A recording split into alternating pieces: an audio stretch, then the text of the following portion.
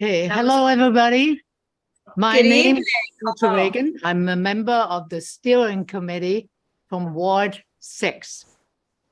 I would like to thank our neighbors, Champlain College, for their generosity in providing us with this meeting room. We are excited to announce that our new meeting location will be Ward 6 NPA meeting will be room 206 tonight and in the future, which is really important because we were kind of not sure where we were going to end up. And the building can be accessed from the Maple Street and from Champlain College campus. Most importantly, I want to thank Nick Anderson, who will introduce himself, who is partially responsible that we are able to be in this room. And he's here today. And Nick, please introduce yourself and welcome us. Thank you. Thank you. Yeah, so I'm Nick Anderson. I'm the Vice President of Planning and Operations here. So in charge of all the campus grounds, buildings, services, everything that happens at Champlain that's not academics, essentially. So yeah, welcome. We're always happy to play host, be a good neighbor. You know, we have the facilities, so it makes sense to use them. Couple of housekeeping items for everyone. Restrooms are just straight outside the door over there. They're both, there's two of them, gender neutral. Use whichever one you want. There's some cups on the counter over here. If you want a drink of water, just go straight downstairs. There's a bottle filling station there. So make yourself at home. And yeah, happy to be here. Thank you very much. Well, our agenda is very short today because, again, we are moved from one place to the other. In addition to that, I'm the only one from the steering committee that is in person here. Hello. And since we are such a small group, maybe we can introduce ourselves. And I would like to start with this wonderful young lady right here. Go ahead. Should I speak into the mic? Yeah, I don't think it works. It does to the I think TV. I have a very, very loud. Hi, my name is Lydia. I'm a senior at UVM. I'm with the Student Government Association there, and I'm the chair of the Committee on Legislative and Community Affairs. I know that's a lot of names and a mouthful at once, but we're trying to, one of our goals this year is to get more students engaged with the community, and me and a few other members of my committee are going to all the NPAs this year. So I'll probably be here more frequently this year, just to kind of report back to the campus what's been going on in town and kind of see if we can maybe do some collaboration if student government or you guys need help with anything, like if you need volunteers for a project that's coming up, you know, just kind of increasing the interface between the community and the UVM students. So yeah. Well, thank you for being here. And we are to my right, I have Megan. Hi, I'm Megan Tuttle. I'm the Director of City Planning, and I'll be talking tonight about a project that we're working on about zoning for our neighborhoods. And next to Megan? I'm Andy Montrell. I live on South Union Street. I'm also the chair of the Planning Commission, so I'm joining Megan on the presentation. Nick has already been introduced. Hi, my name is Sarah Hernandez-Tim. I'm the Public Information and Community Engagement Officer with the Burlington Police Department. Sorry, I'm sweating. I just came from, I thought you guys had been at the Greek church or something. Oh, yeah. I made a mad dash out. Oh, my goodness. Yeah. Did well. So sorry you didn't that's get this fine. notice in time. Yeah. My name is Romeo von Herman. I am a Stations and Customer Service Supervisor at GMT. I am also Church Street Marketplace Commissioner here in the city. And so we just joined Ward 6, where I live, University Terrace. And I do serve at the Ward 8 Steering Committee as well. So now I'm joining Ward 6. That's why it goes on and go from there. And we have another gentleman. I'm VJ Comine. I'm the city arborist. You are another speaker. There we are. We are all set with our presenters. So if Megan is ready, I would say, let's start the presentation. Some technical difficulties. For some reason, I'm not getting the Zoom link, so I'm just trying one other option. Okay. Okay, and do we have any other people on Zoom, Scott? Hi, this is Nancy Harkins. I'm also Of the steering committee members. right. And she was unfortunately not able to be here today, other than Right. on screen. This is Dale Azaria. I'm also attending via Introduce yourself Zoom first, because I'm Dale. out of state today. I just wonder.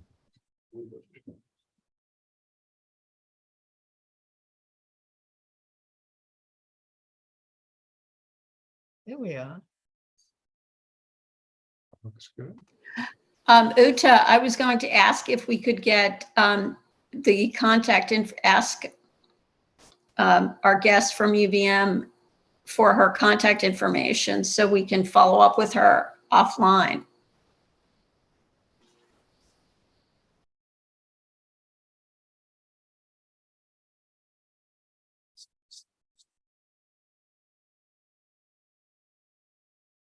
Should we maybe start with the trees? Should we maybe start with the trees, Megan? Would that be okay? Sure. So that would be wonderful. BJ, would you be so kind and tell us what you have to provide on trees and all the new things that are coming at us? Sure. So I've been the city arborist it'll be 6 years in February. I came to the city with a background in nursery business and tree care. If you've been riding around the city over the last several years, you've seen we've been planting a whole lot of trees, all the young trees with bags on them. I have a crew of full-time certified arborists that I work with, and we care for all the trees in the city right-of-ways, as well as all our managed park spaces, meaning all the mowed, manicured areas of the parks, as well as 3 cemeteries. In addition, we also care for all the landscapes in all of our park spaces. So the waterfront, City Hall Park, Battery Park, anywhere you see landscape plantings or beds. We have a long-standing relationship with Branch Out Burlington, which is a volunteer group that's been around for about 2 decades. And along with them, we have a city tree nursery at the Horticultural Research Center in South Burlington, where we grow about 1/3 of the trees that we plant in the city in any given year. We manage about 13,000 trees citywide. One of the goals of the climate action plan for the city that was developed, I don't know how long ago, in 2014, so almost 10 years ago, was to increase the city's canopy. And at the time that the figure given was 50% canopy coverage. So in other words, looking at the city from above, the entire landmass of the city, our goal would be to have 50% of it covered in tree canopy. About 14 years ago, the city of Burlington had a first of its kind urban tree care study done by the Spatial Analysis Lab at the University of Vermont, where they flew over the city with drones and a high-tech LiDAR radar system and mapped out the city's tree canopy. And at the time, it was found that the city of Burlington had about 38% tree canopy. We got some grant money this first year, the second year I was here, and we did that flyover again. And we found that in the 10 years that had elapsed, Burlington's tree canopy had actually grown by 4%, which is very significant because municipalities of our size, comparable around New England and around the United States, are losing tree canopy at an alarming rate. So we attribute that to a couple of things. You know, Burlington's always been very supportive of taking care of the trees that we have. And we have a very robust program compared to other municipalities our size, having a full complement of equipment and people to take care of the trees. So we've seen our trees that were existing have grown significantly, accounting for a lot of the canopy. The city has always had a tree planting program yearly for at least the last 3 decades. And they were averaging, prior to my coming to the city, about 120 to 130 trees annually, new trees planted, which was great. And most of those trees were coming from our city tree nursery. But given our goal of trying to increase our tree canopy to 50%, when I came on, I thought, wow, you know, when I looked at the data and we track all of our work and all the trees that we manage are in a inventory software system called TreeWorks, where I can go online and get into the system. And if you told me you lived at 22 Buell Street, I can tell you what type of tree is in front of your house, how big it is, when we last pruned it, if we have the information, when it was planted and where it came from. And so using that data, we looked at the city and using this urban tree canopy study, and we targeted over the last 4 years, starting with the wards in the city with the lowest percentage of tree canopy coverage. And we found that from the study to be wards 2 and 3. The reason for that is obviously we're downtown core, Old North End, lot smaller lots, lot less greenbelt space, you know, not a lot of trees on private properties because of the lot sizes. So 3 years ago, we received a $25,000 grant from the National Arbor Day Foundation and started our tree planting efforts in wards 2 and 3. We went through those 2 wards and identified all our open viable tree planting sites within those 2 wards. And that spring, we planted 214 trees in those 2 wards.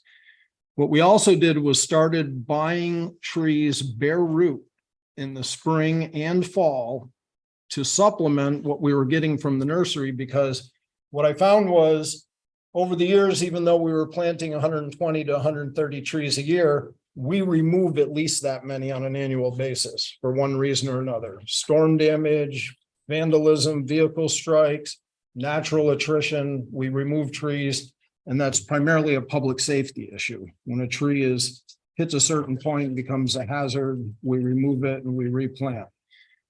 So we also, the city also only would plant new trees in the spring. And we're very busy in the spring because we're also cleaning up all the park spaces and doing all our landscape work. So we decided to start planting both spring and fall.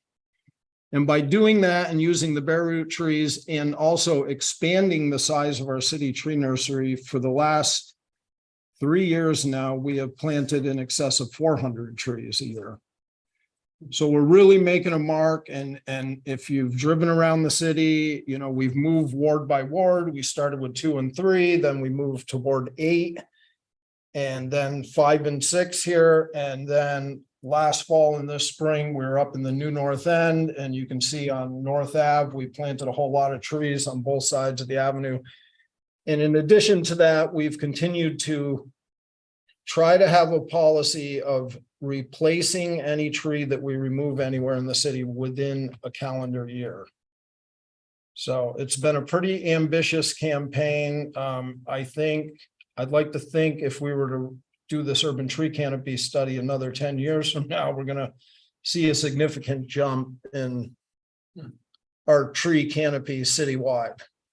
Couple of real challenges that we're facing now, obviously, is emerald ash borer. You've probably all heard of that by now, I hope. When I came to the city, we had about 1,100 ash of just over 12,000 trees in the city were green or white ash, both susceptible to this insect. The only way to retain those trees long-term would be to treat them with an insecticide every 2 years for the foreseeable future. It's done by an injection into the base of the tree. It's safe, but there would be some questions about, you know, public safety and where is that chemical going. So we made the decision that we're not going to treat any of our ash trees.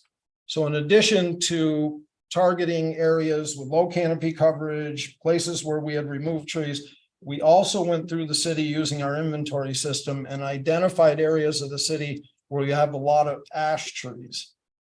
And we began systematically planting in between our existing ash trees where space permitted.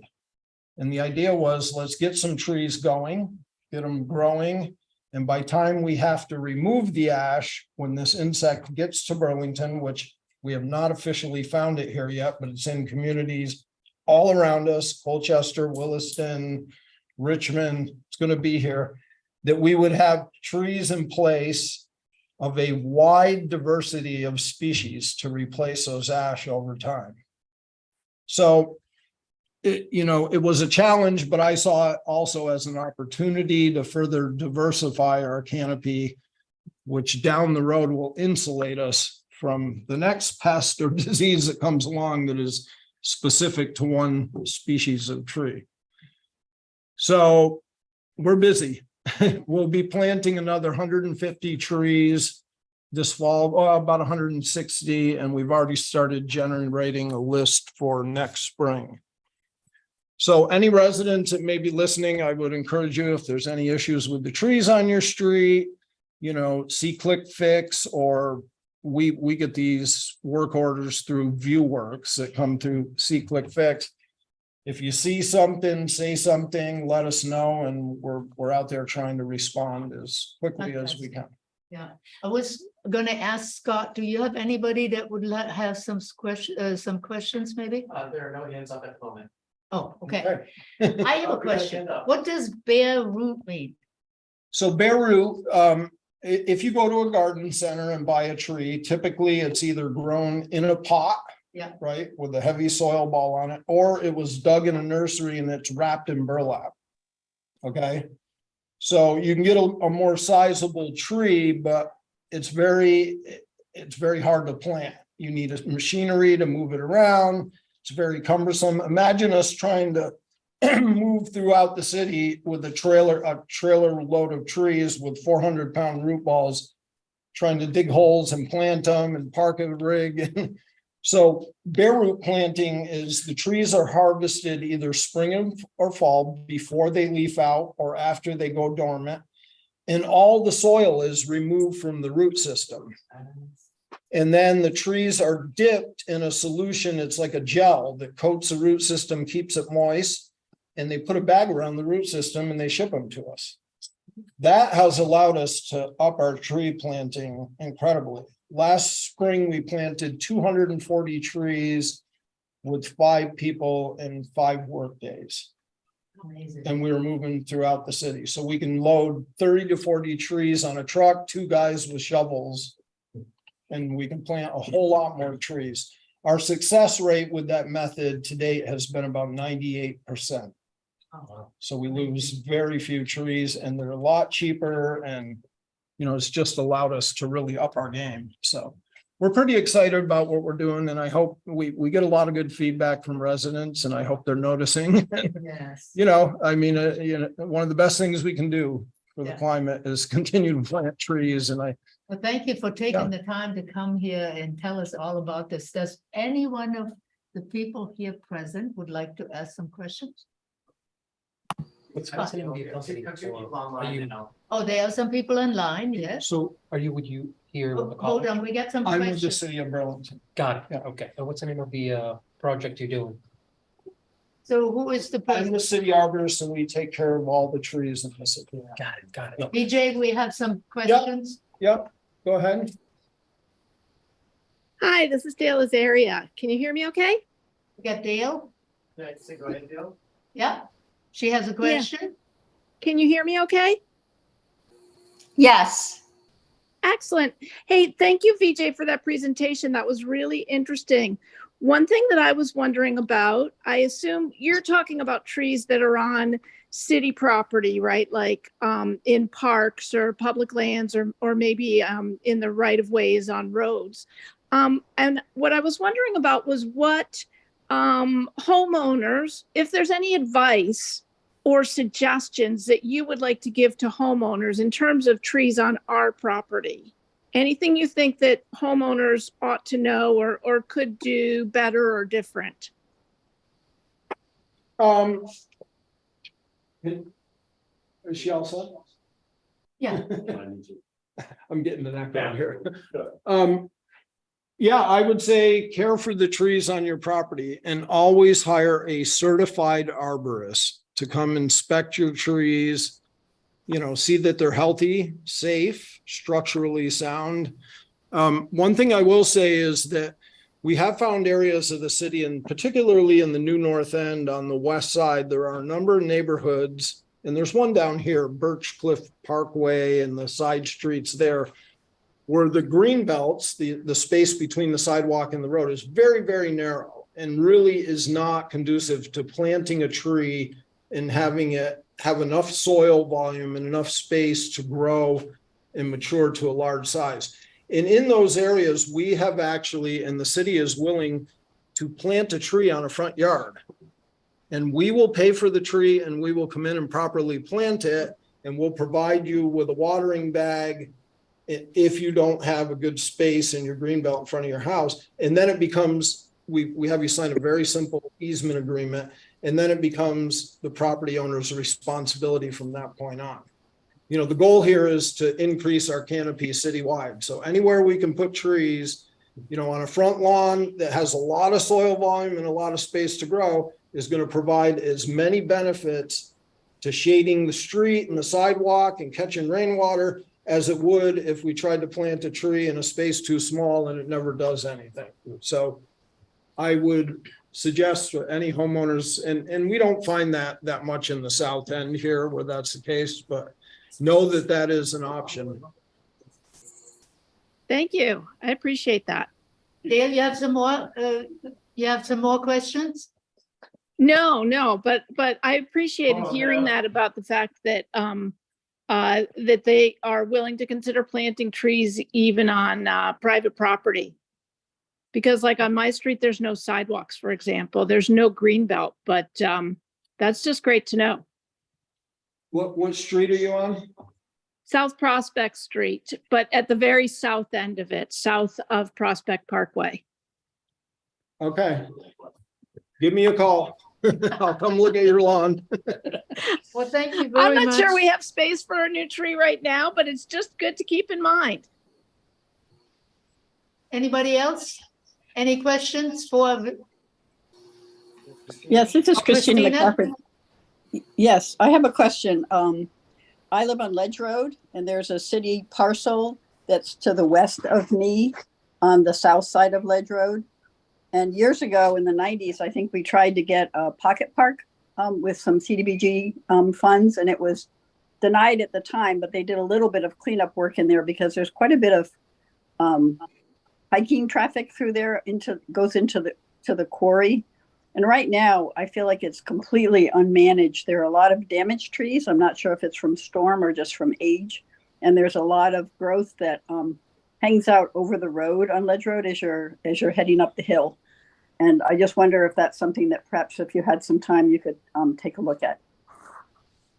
Yes, I definitely will take a look at that. So we do manage the trees in the right of way, but there are also a lot of parts of the city where there are trees where wooded areas abut the roadways, and we're always on the lookout for potential hazards along those roadways. But, keep in mind that we're trying to see the whole city all the time, and I'm out there every day, but we miss stuff. So again, if you see something in particular, say something and we'll come and check it out. But I will put that on my list to take a look up there and see if there's work that needs to be done.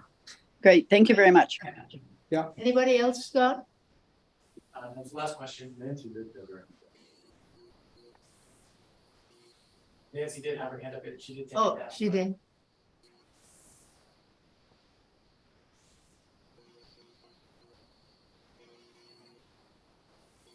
Okay.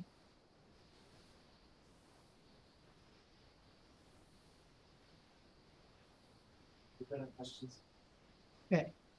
Actually, CJ, while we're asking personal questions, we had trees taken down on our street, and I'm just curious, they took a tree down, they planted actually 2 new ones on either side, but this big stump is still there. Is that the owner's responsibility or? I thought the stump question would come up. Yeah. So I don't mind. So the city does not own stump grinding equipment. They never have. In the past, we have rented one of those machines, but it is on our list. We're now shifting some funding around, and the last time we did stump grinding, we actually contracted it out because it's much more cost effective to have somebody Yeah. come in with a machine that they use Fungible. every day. And Great. so, yes, and you're on South Union, I'm on Summit, on Summit Ridge. Summit Ridge. But that's Okay. fine. Yeah. My neighbor and I were gonna get it. And as I said, our inventory system, I can do a query and I know where every stump in the city is, believe me. So. Anybody else? It's good warning, everyone taking down trees, right? One thing I was just gonna mention is, one of the things that the team that I work with helps do is make data about the city available to anybody in the community who wants to look at it. And one resource that we have is actually a map of BJ's tree inventory. So, if you just Google the, BTV stat, you'll find a website that we've recently launched that has a lot of information about the city, and there's a map of the trees you can take a look at. Fantastic. What's Anybody else that has a question? Charlie, you had one too. Charlie has a question. Could you give us a quick update on the trees at City Hall Park? Are you satisfied with the way that's worked out? And any other parks in the city? I wondered if I get a City Hall Park question. I started this job at the beginning of that whole debate over City Hall Park, so I'm very tied to what happened there. I'm very happy with the way City Hall Park turned out. Ultimately, we removed a fair number of trees there. We ended up with no net loss of trees because we replanted as many as we had removed. Some of those trees were healthy that we had to take out to make way for the infrastructure that was built, but a number of them were in failing condition. Overall, the trees that we planted have done really, really well there. The nice thing is we now have a greater diversity of age class, as well as a diversity of species, which in any urban space is really important. You don't want all your trees to be of the same age and maturity, and the more diversity, the better.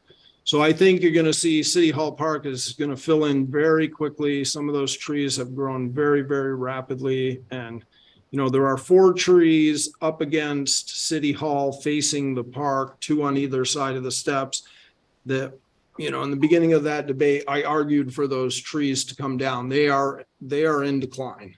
And that may be an issue down the road where we'll be removing and replacing those, but So the soil there isn't too compact or anything like that? No, because so much soil mitigation was done at the time of the renovation.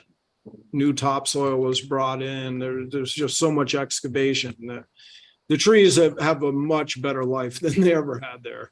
There's far less compaction to the soils around those tree roots. You'll notice that the tree rings around the existing trees in the park now are much larger than they ever were. So when you mulch a bigger area, it lessens the effects of foot traffic over that root zone. And there's an irrigation system in there that's working all the time. So, in dry periods are getting plenty of water. So I'm very happy overall with how that turned out. So are any of the other trees in the other parks in the city, or any of the other trees in distress, especially in one park or another? Or?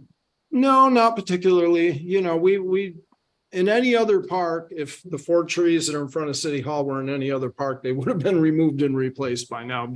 Given the controversy surrounding that project, I've kind of steered clear of it. Although lately I've been tapping on the mayor's door about that, and we'll see where that goes. But. Well, Vijay, thank you very much. This was very informative, and I now know what bare roots mean. And thank you, Megan, for stepping back, and now it's your turn. Yeah, great. And I want to hear what you have to say. Great. All right, well, thank you. And for those of you who may not have joined when we did introductions earlier, my name is Megan Tuttle. I'm the planning director for the city. And this is Andy Montrell. He's the chair of our planning commission. So we're both here tonight to talk to you about a project that we're working on that is about the zoning for the city's neighborhoods, for the residential areas of Burlington. So Scott, if you could switch us over. Tonight, we're going to be talking about what this project is and how you can get engaged in the work that we're going to be doing over the next several months. But just by way of introduction, the Burlington Neighborhood Code is really a process for us to look at the types of homes that are allowed in the city's neighborhoods, all of the city's neighborhoods. And specifically, we're talking about ways to help promote more diversity of those housing types across the city by allowing duplexes, triplexes, four-unit buildings, and some other very specific housing types called cottage courts and townhouses, which I'll get into. High-rises. And we've got a request for high rises as well. So on the next slide, just a little bit of background. Many of you have probably heard conversations, maybe been part of conversations about the needs that the city has for housing of all types and the really critical needs that we have for housing of all types. So specifically, the neighborhood code is just one of the many things that we are doing from a zoning policy perspective to try to help us address our housing needs. A lot of the work that we've been doing in the past few years, if you see this kind of series of maps, has been focused in the areas on the left side of the screen. These are areas like downtown, other parts of the city like the South End. If you've recently heard us talk about the South End Innovation District's creation along Pine Street, these sort of areas of the city where we have and can expect to see more multi-unit building, apartments, condominium buildings. We're really focused now through the neighborhood code on the map on the right, which are the areas of the city that have always been zoned for residential development, more in the neighborhood scale like you might expect here, in the new North End, in the old North End. These are much smaller scale neighborhoods. We are going to be talking about ways that we can continue to maintain really strong and diverse neighborhoods. A lot of us identify very closely with the unique identities of our neighborhoods, and also identify ways that these neighborhoods can help us meet the needs of changing households, the changing climate, really help us address a wide variety of needs that we have over time and for the future. We are specifically talking about these housing types because we see that there are a lot of opportunities that they can bring for the city, in addition to just creating more homes. Specifically, the types of homes that we're talking about in the neighborhood code require less land per home and help us to better use the existing infrastructure that we have, things like roads and sewers. They introduce more housing type choice and help to create more opportunity for where people are able to live in the city. We have been working really closely with AARP Vermont through a lot of this work because AARP sees the importance of having more housing types to help us address our multi-generational housing needs and provide more options for people to age in their neighborhood and in this community. And also to help us expand our tax base and share our public, I shouldn't say burden, I shouldn't say tax burden, but share in our supporting our public infrastructure like VJ and his tree work across more households across the city. And then finally, we're also doing this work in part in response to some changes to state law that were passed earlier this year. Some of you may have heard about a law that has been called the Vermont Home Act that was passed at the end of the legislative session that introduced new statewide requirements for duplexes, triplexes, and four-unit buildings in communities across the state of Vermont, actually. So this is just a kind of simple image that helps break down the kinds of homes that we're talking about.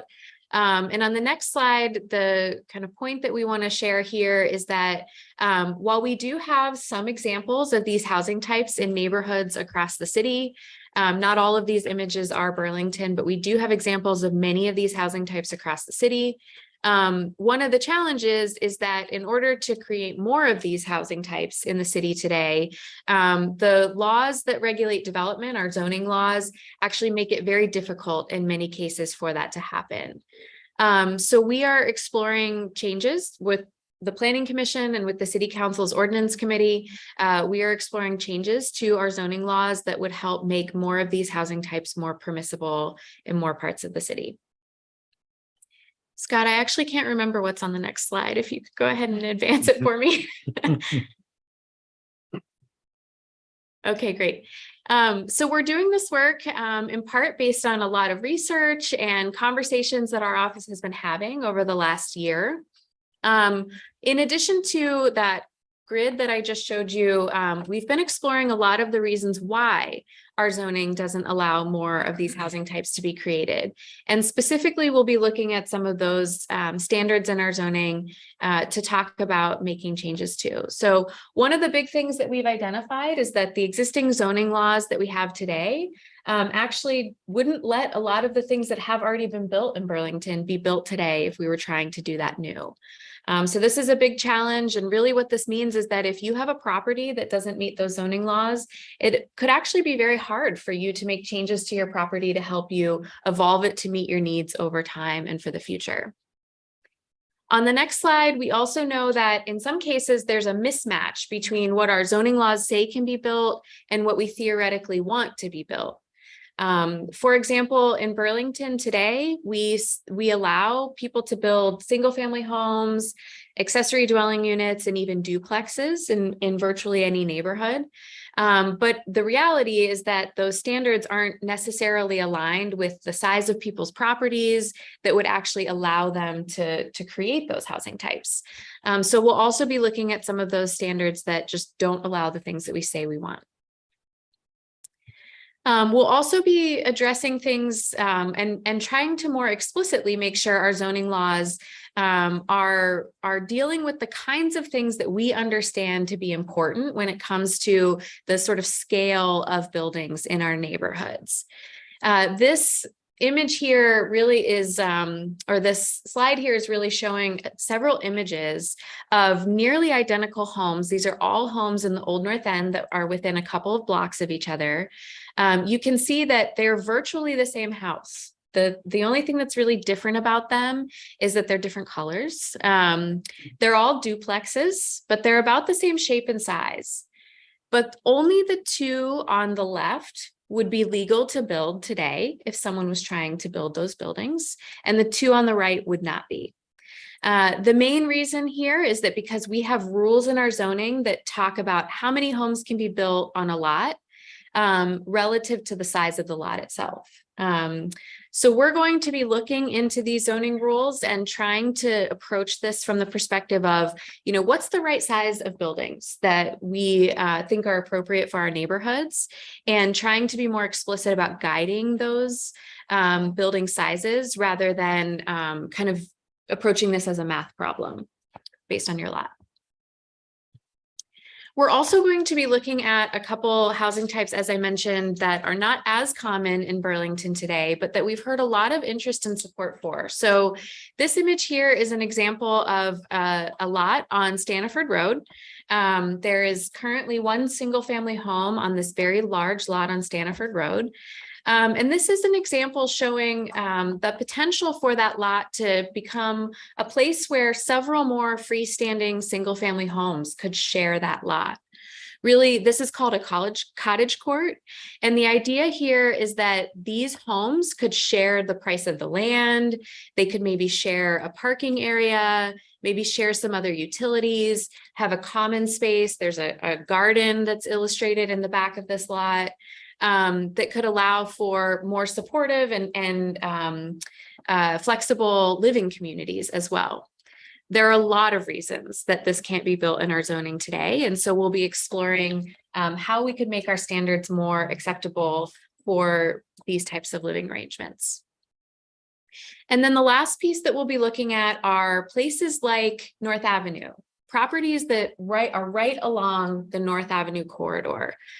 We've been talking to a lot of new North End residents about the neighborhood code, and we've heard a lot of interest and support for the idea that maybe the avenue is a place where we could also consider some bigger buildings for new housing opportunities, maybe even some new support, neighborhood commercial activity like cafes and banks, things that would support nearby neighbors near their homes.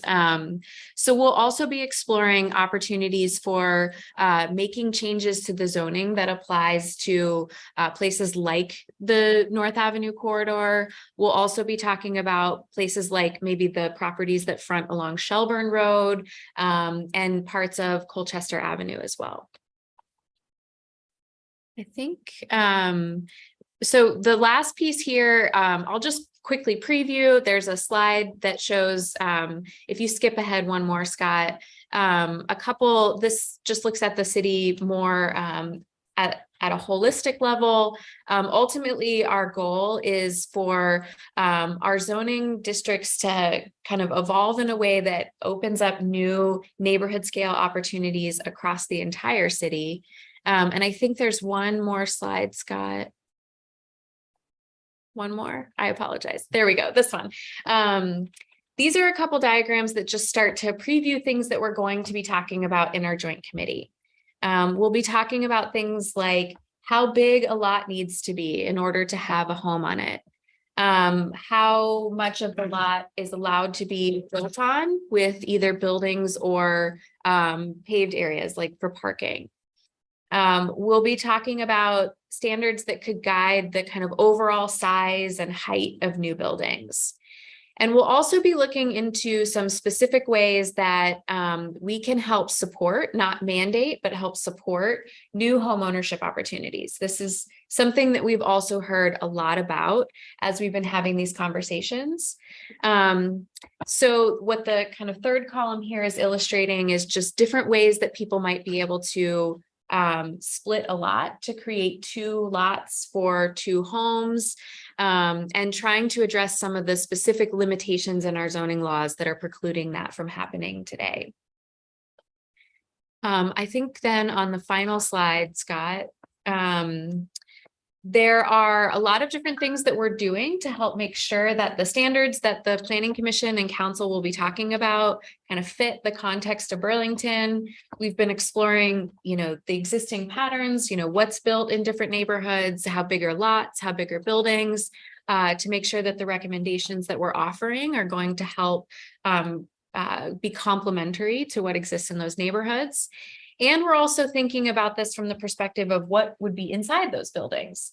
While we may be less concerned about how many individual units are inside buildings, we are really interested in making sure that these standards would allow buildings to be built that could have, 1, 2 bedroom units, so that we can talk about family sized units and really have a diversity of housing types that could be allowed across the city. So this is just kind of a quick overview of what the committee is going to be talking about in terms of the neighborhood code and potential changes to the zoning. We're going to be having 5 meetings this fall. The meeting dates are all listed here on the left. Our next meeting is in 2 weeks. We'll be talking much more specifically about these proposed zoning changes that I previewed. So definitely invite you to tune in. We'll be doing those meetings both in person and on Zoom. If you're able to join us and listen to the conversation and share your feedback about these ideas with us and with the Planning Commission. We'll also be working in collaboration with AARP. We're going to have a couple informal coffee hours over the next several months. You can come and chat with us about this, ask questions, share your ideas, and we'll be at all the rest of the NPA meetings as well this month if you want to tune into any of those as well. So happy to answer any questions that you might have tonight. And Andy, if there's anything else you want to add? Not a whole lot. Thanks for that, Megan. I think you did a great job introducing this. For me as a planning commissioner, I think this is a really exciting project that we're taking on. The city has evolved just continuously from the very beginning. So, for the past 200 years, it's never been the same. No matter what, it continues to evolve. And, for the first almost 150 years, it was created without any zoning up until what was it in the 1940s?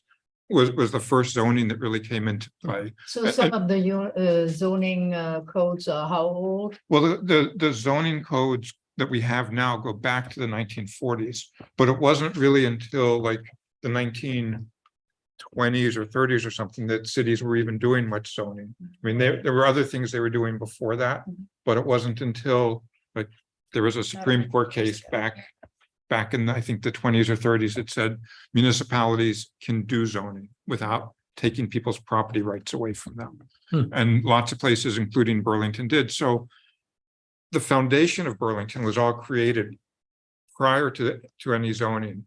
And it's gone through a number of iterations since then and has brought us to where we are today. And every time we sit down and look at doing significant kind of zoning, like what we're doing now, you really want to think of why are you doing this? What's the goal? What are you trying to achieve?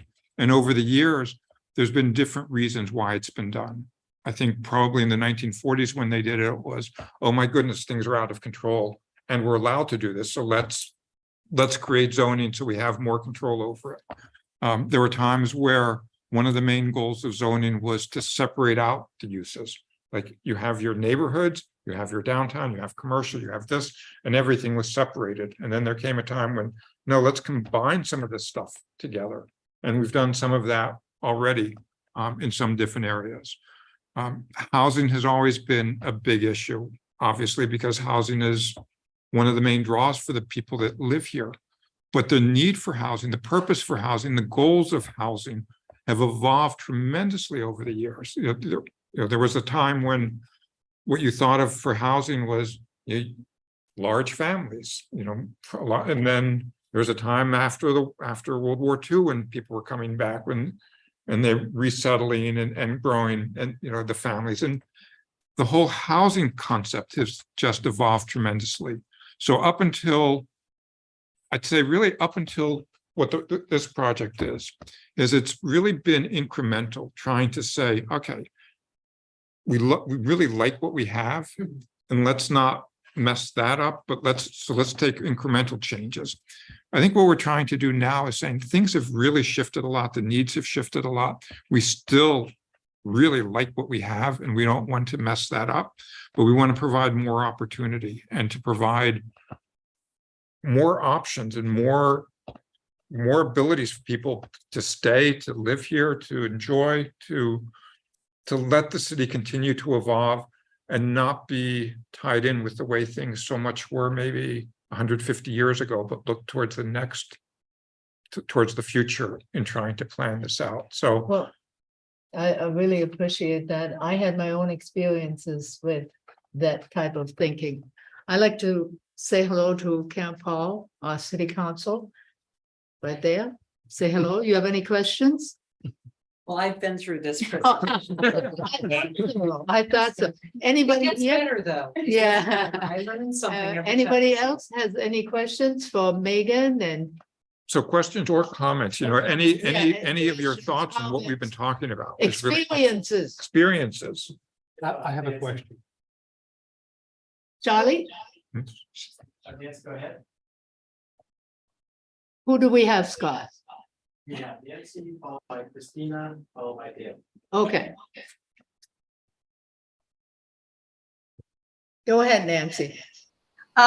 Thank you for, I agree, this was a great presentation. Thanks for coming tonight. Is there a timeline for when we would start implementing this or seeing development using the new standards? Sure. You want me to answer? Well, Yeah. the committees are working now. We have meetings scheduled through the end of this year. I imagine it's likely to go into next year as well. And once our committee work is done, and it's all open. So we invite anyone to join us either by Zoom or in person. And we really, are open to hearing people's comments. But then once our work is done, we hand it off to the city council, and then the city council will go through it and do whatever magic they do to it. And then once Our plan is January, so. To have something Yeah. for the Yeah. council, yeah, yeah, that's our aspiration. so it's the goal is to move this along. And then once it's done, a couple things about zoning changes. Even once zoning changes are put in place, things take a while to change. Things take a while to evolve. I doubt that you would see lots and lots of construction, lots and lots of work, lots of anything, very quickly. It takes time. And especially on the housing types that we're talking about, where a lot of these are just in our neighborhoods. And so people don't move that fast to change their own home around. So that's going to take time. And then the other piece on zoning that I was talking about before is it's constantly changing anyhow. So even once this work is done, it's not like it's done and it never gets changed again. It will continue to evolve as we see things that can be done to improve it, as we see things that might need adjustment. That will continue to happen over time. And then Yeah, and the only other thing, I think that's a great question, Nancy. The one thing I'll add is one recent experience we've had that's similar to the neighborhood code is a couple of years ago, we changed the laws around building accessory dwelling units. And we've seen a lot of different neighborhoods that have added more homes and backyards through the changes that we made to the laws. And we've seen about 10% of the new homes that have been permitted to be built are ADUs. So as Andy noted, things can take time to change, and we're starting to see that that's representing a pretty good fraction, though, of the new homes that are being created. Again, with the idea that we're helping to add different types of homes in different places as well. Great, thank Anybody you. else? I had a question. There's. Who do we have, Scott? Dale online? Dale. Okay. Thanks. And thank you for this presentation. So I raised my hand to ask the same question that Nancy asked about what the anticipated timing is, but I'll just offer one comment. And I look forward to joining in some of those meetings that are up on the slide right now to say more about this. But I just really hope that this whole process bears in mind the importance of facilitating people getting where they want to go without driving. And so allowing greater population density, both to support walking and biking and to support use of public transit. And changing the zoning code will help with that. And I just hope that, I expect that you're already keeping that in mind, but I just wanted to say it out loud. Great, thank you. Yes, definitely. Anybody in the room that, we had Christina still, right? Scott? You had a question over here. Yeah, hold on, but Christina was there first. Is she still online? Yeah, there's no hand raised anymore. Oh, okay. So anybody in the room that would like to have a comment or question? Would you introduce yourself, please? Yes. Romeo. Romeo? Yes. Yeah, so my question was, this plan that is being worked on, of course, there's meetings coming up, and I guess you guys will get information from the owners of the homes and all that kind of stuff. But while that is being done, I suspect it will be the consent of the owner of that property to allow something to be built on their property, I suspect. Right. Yeah, I think that's what Andy was saying. So the work that we're doing is about making sure that the laws allow, what do the laws allow to be built, and how do we make sure that they allow more different types of homes to be created. But ultimately, yes, it'll be up to the people who own the properties that will decide, if they want to pursue those changes. Okay, because what I've seen was first time that I moved out here was I was living at a house where there was another house right next to it, and none of them were right here. And I almost was wondering who decided to make these houses so close to each other, where your room could see the next person's bedroom and then the other person's bedroom on this side. Would that create some kind of a situation problem down the line for having multiple units so close to each other in such area? Yeah, I mean, it's a good question about kind of how and why our residential neighborhoods were built the way they were. And I think, as Andy was saying, a lot of the neighborhoods in the city were built really close to each other. Houses were built really close to each other. And that was actually how a lot of historic parts of the United States in general, including Burlington, but a lot of cities were built that way. There was, then kind of a trend towards building buildings much further apart and having big yards.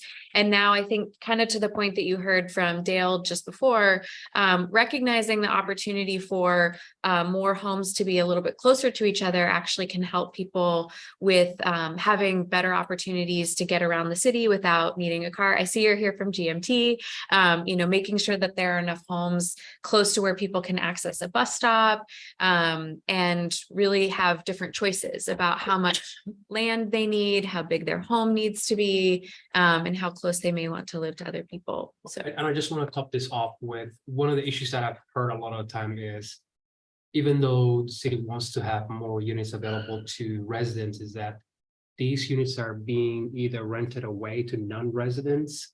And so what if there are more units and not necessarily available to folks that live here? And rather that the renters or the owners of these homes or future homeowners end up renting to somebody who's here for like temporary purpose. And I'm nothing to take it from UVM students, but that is what I think it's true, but that's what I hear a lot. So I was wondering what your thoughts are on that.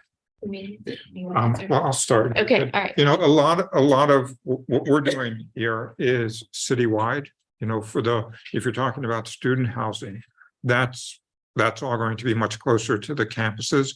And the city has also been working with the university and Champlain College for them to have more of their own housing that frees up neighborhood housing. But what we're talking about really is citywide and not focused on just near the universities. And would this be available to, sorry, not to take the oxygen from the room, but there's a lot of homelessness going on here, chronic homelessness.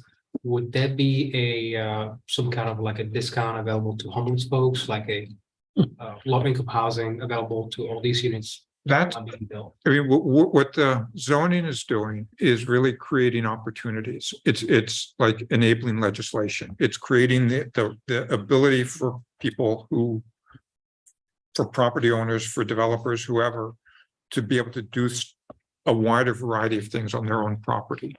But it's not mandating how anybody has to do anything or requires that or really requires that you do anything. There are some like inclusionary zoning, some tools that we have that help with some of this, but really it's because it's private land, it's up to the property owners to decide how they want to best use their own land. And I don't know if you have. Yeah, I have a comment about that. Many of the ADUs, do you keep track in any way what they are being used for? Are they used for the families or the owners, or are they becoming businesses like short-term rentals? We know that there's a mix of both, of the ones that have been created in the city. And one of the things that the Planning Commission and the City Council both worked on actually for many years was getting a new policy in place to regulate the use of homes for short-term rental purposes. And so the ability for people to have a short-term rental on their property has become much more limited. It has to be a property where they live.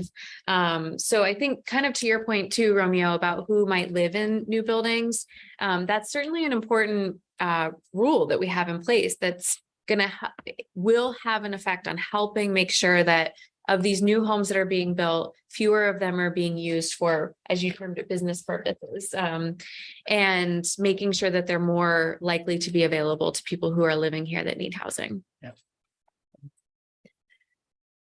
I had a question. I'm Bob. Would you be so kind and introduce yourself? I'm Bob Whitey. I live at the very edge of Ward 6, which is way that way. There.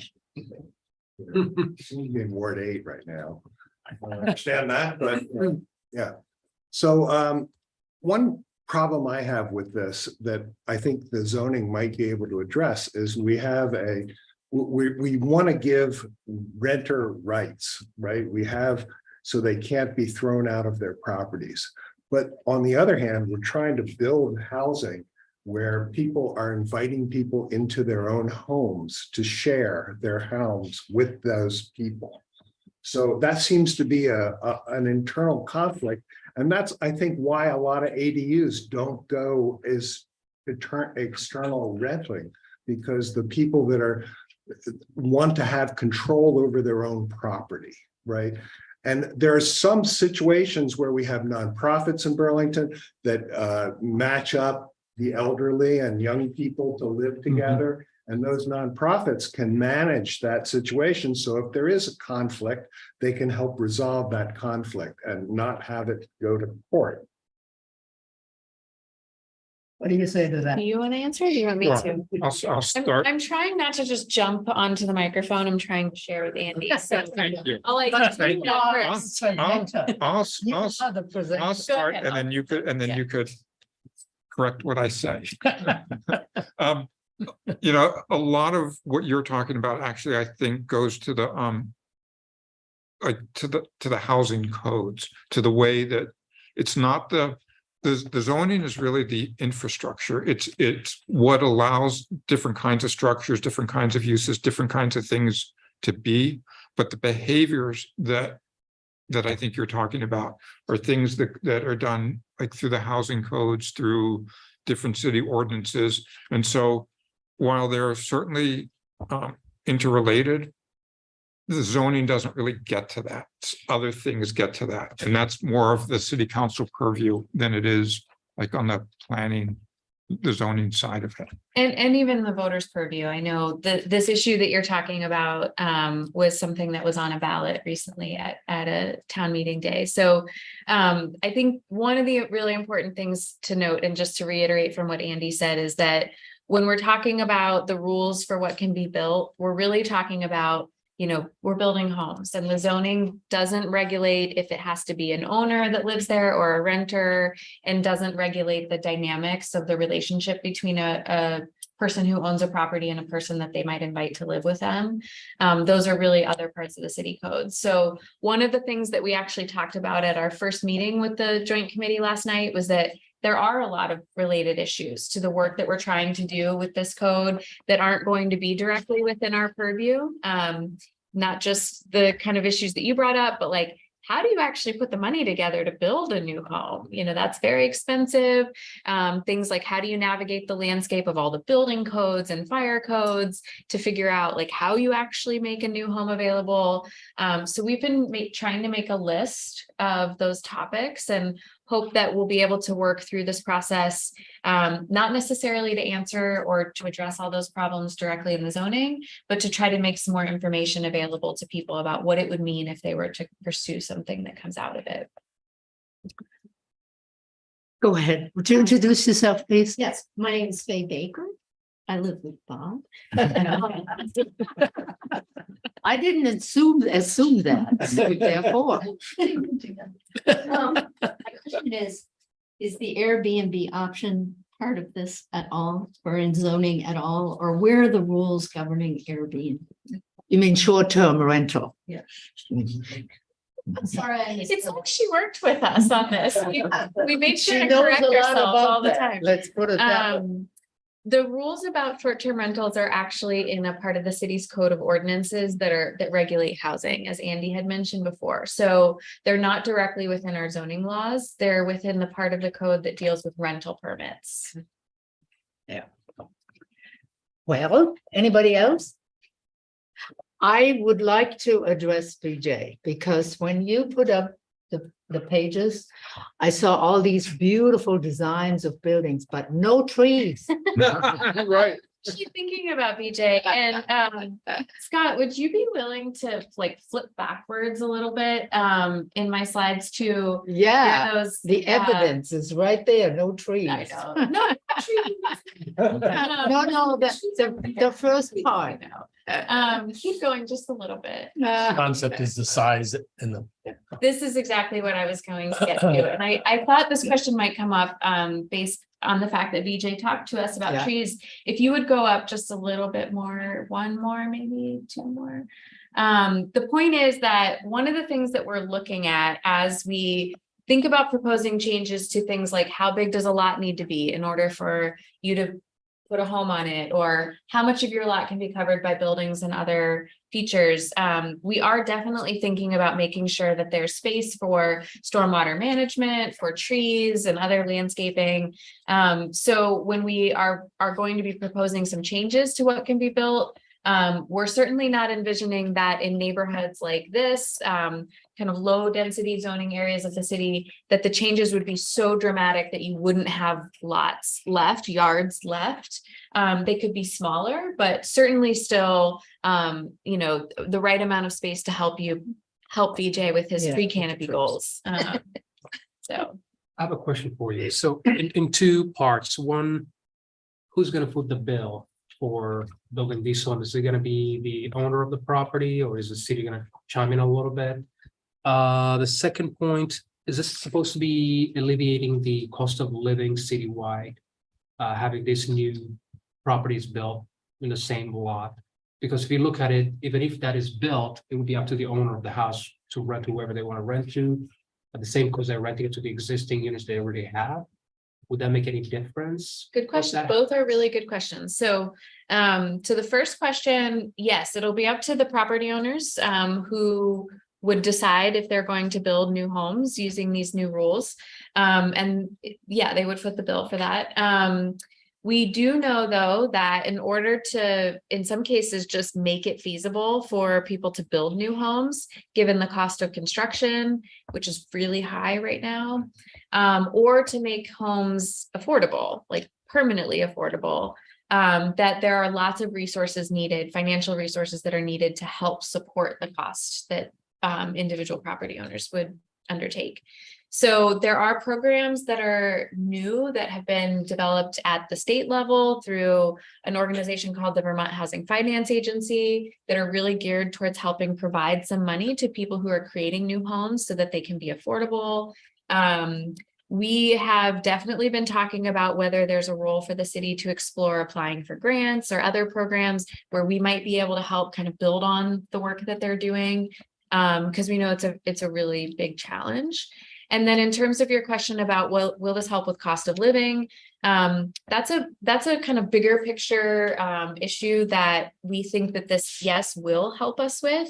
I think one of the basic reasons why housing costs a lot in Burlington is because we do not have enough of it. And so there's a lot of people competing for the little that's available, which drives up the prices. So between this work and other zoning work that we've been doing to try to help people create more homes, we know that, you know, having more homes available will help to start to mitigate some of the cost. That does not mean that every brand new home that's built will be inexpensive, you know, but it will start to help kind of across the whole city to help level out those prices. Well, I would like to thank everybody that came here today, specifically our two presenters. Well, we had actually three. So thank you very much. And I would like to say a specific thank you to Champlain College and Nick Anderson, who put this all together. I've been to several of these meetings and none of them was as compact as this one. And so effective because everybody was able to speak and even people online had the opportunity to look at us. So I really would like to thank you again, Nick. And we will stay here. Actually, before I lose everyone, if I could just add to your This agenda. is Charlie. So, this is a room for us. So how did everyone find the room? And how did parking work? The door over here is locked. Yeah. We couldn't get in. Okay. We got the tour. Okay, I was too kind to you, Nick. So let's take some of it away. Get the light fixed in the back. Oh, gosh. Any other items that we noticed on the building that we might have to point out for the next meeting?